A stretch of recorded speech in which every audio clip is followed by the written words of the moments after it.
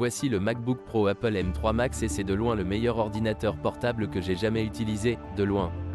Et la concurrence n'existe vraiment pas pour cela. Mais peu importe, je le retourne. Et peut-être êtes-vous dans la même situation où vous pensez que cet ordinateur portable à 4000 $ vous suffit, mais ce n'est peut-être pas le cas. Laisse-moi expliquer.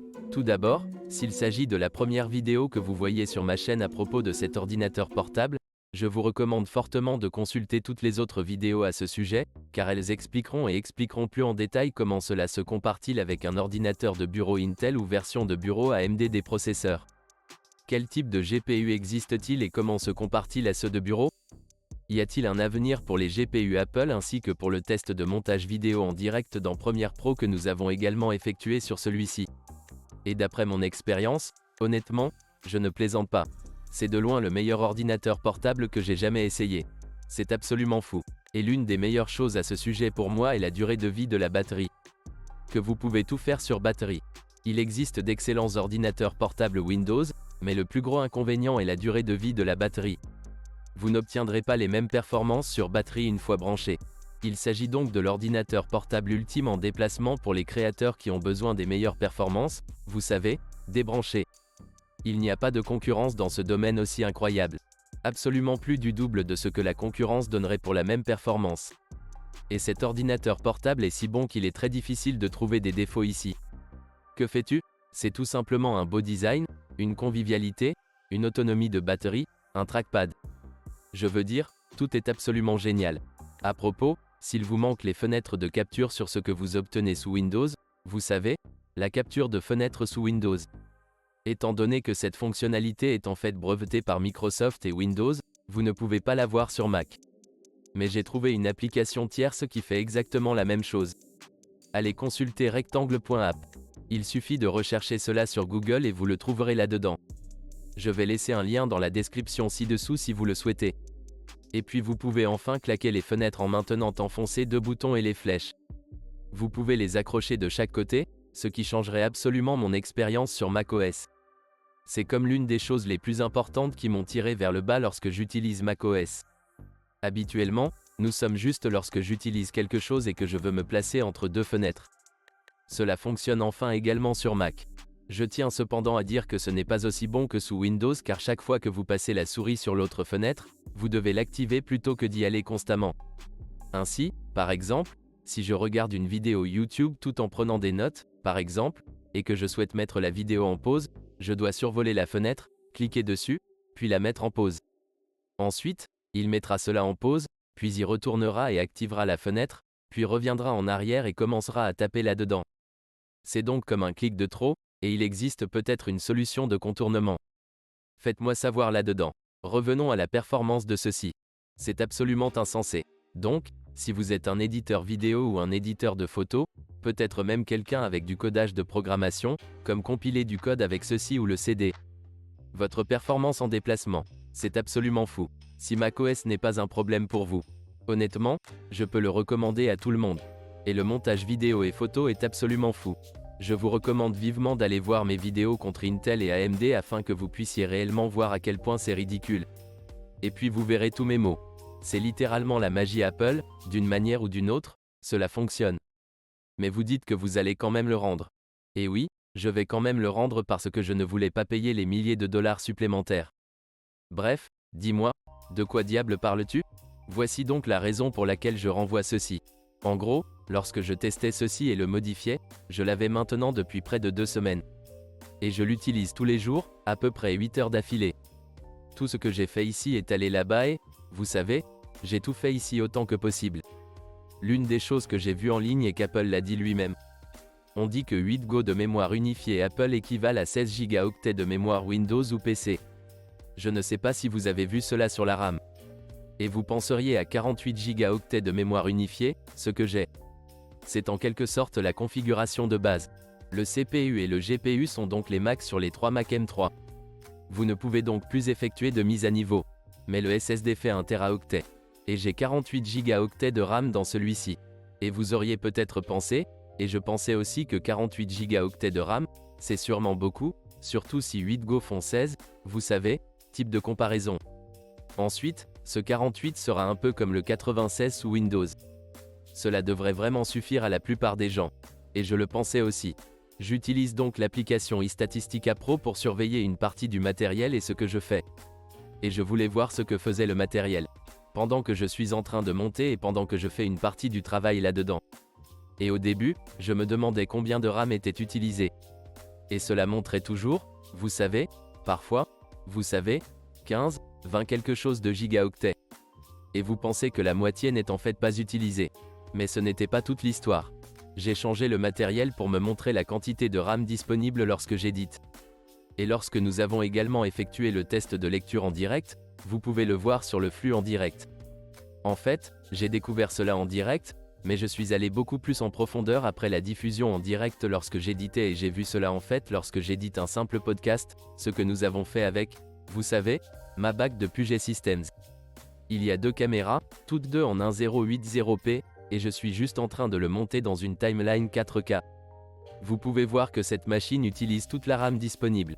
Tous les 48 gigaoctets. Il y a environ 100 mégaoctets et quelque chose de gratuit. Parfois, c'était moins de 100 mégaoctets, parfois 300 mégaoctets. Lorsque vous vous en approchez, vous réalisez que tout est au maximum, ce qui me fait maintenant réaliser, oh ma parole, mon flux de travail, qui pourrait également être le vôtre dans Premiere Pro.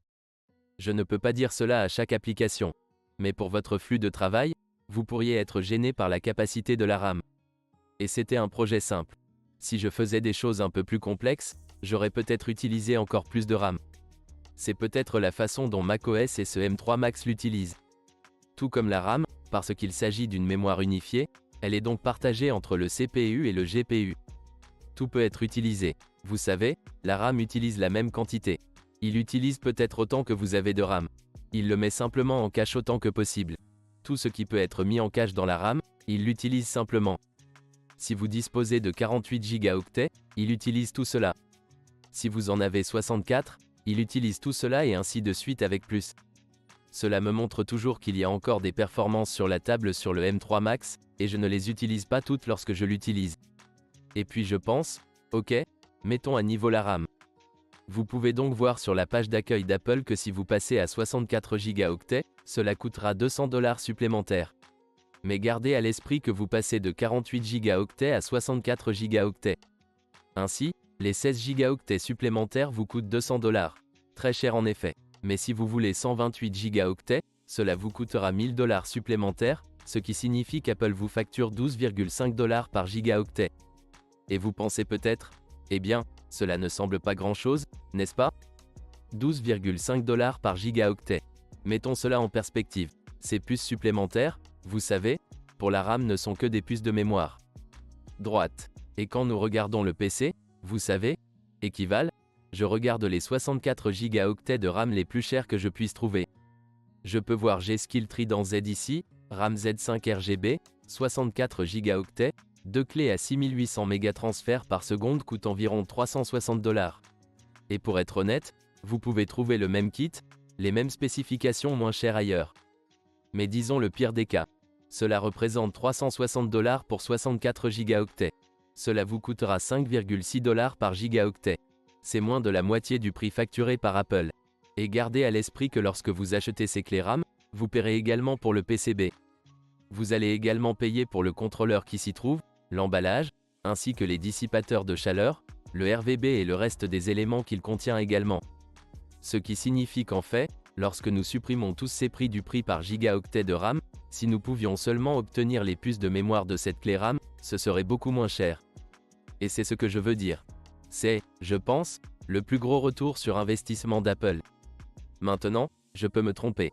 Et ce n'est que moi qui spécule sur les mises à niveau et sur le stockage, qu'il s'agisse de stockage SSD ou RAM, car les prix des mises à niveau Apple sont absolument horribles. Vous dites peut-être que oui, vous pouvez mettre à niveau le stockage externe. Et c'est tout à fait vrai. Et je vous recommande fortement de le faire également.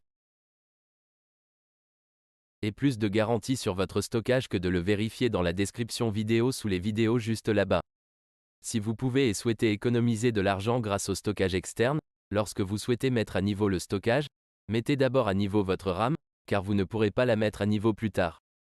Et tout cela va être intégré dans la puce. Mais peu importe, je pense que c'est un peu plus cher. Et vous vous demandez peut-être pourquoi n'avez-vous pas payé pour cela? Ne payez pas pour cela si vous pensez que c'est cher. Mais c'est le point. Je constate cela dans mon travail pour ce que je fais. Je ne voulais pas payer 1000 $ supplémentaires pour obtenir 128 Go, car c'est ce que j'utilise avec mes PC ici sous Windows. Et je ne pense pas que les 8 et 16 Go, vous savez, soit le genre de phrase ici par Apple. Ce n'est pas correct, car je constate que 48 Go y sont entièrement utilisés.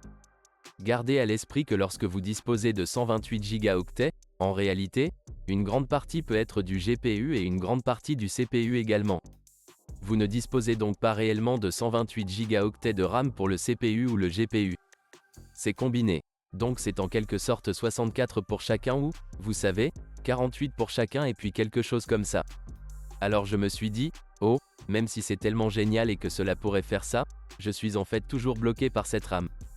Et je n'obtiens pas toute l'expérience que j'obtiens d'ici, ce qui signifie que j'ai des performances sur la table. Et vous pourriez voir que cela pourrait être encore plus proche du PC. Et je me demande, eh bien, pourquoi achèteriez-vous un ordinateur portable dont les performances sont au rendez-vous? Ou vous n'obtenez pas toutes les performances parce que vous devez effectuer davantage de mises à niveau. Vous n'obtiendrez plus de cœur CPU ou de cœur GPU. Vous avez juste un goulot d'étranglement dû à la capacité de la RAM. Et vous pourrez le mettre à niveau plus tard.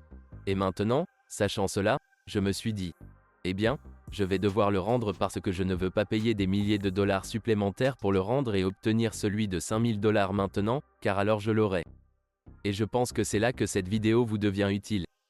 Et si vous utilisez des flux de travail similaires ou si vous pensez que 48 Go suffisent, cela pourrait vous suffire. Et cela pourrait très bien faire l'affaire. Mais vous pourriez en réalité obtenir beaucoup plus de performance CPU et GPU en mettant simplement à niveau la RAM. Et tout dépend de votre flux de travail et les tests qui exportent simplement un codec vers un autre ne sont pas réellement équivalents pour cela. Vous devez travailler avec le PC et voir réellement la quantité de RAM que vous utilisez, car lorsque vous travaillez activement avec le programme, il met en cache toutes sortes de fichiers temporaires sur la RAM que vous utilisez constamment, encore et encore. Et lorsque vous savez, lisez 2 fois plus vite ou reculez, beaucoup de choses sont utilisées par la RAM, le GPU et le CPU. Pensez à la quantité de RAM que vous pourriez utiliser et vous pourriez en avoir besoin de plus.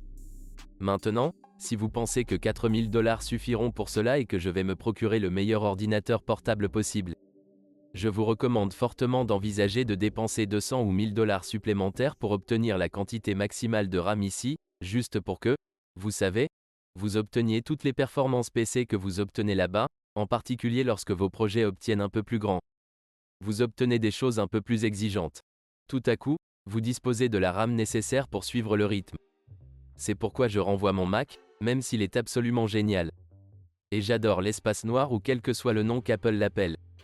Ce n'est pas aussi noir que sur la personne. C'est de l'argent foncé très argenté. J'appellerais cela le gris sidéral et les autres choses, quelque chose d'autre de gris. Mais c'est un ordinateur portable fantastique. Mais malheureusement, je le renvoie parce que j'ai envie de dépenser 4000 $ pour être réellement handicapé par la performance.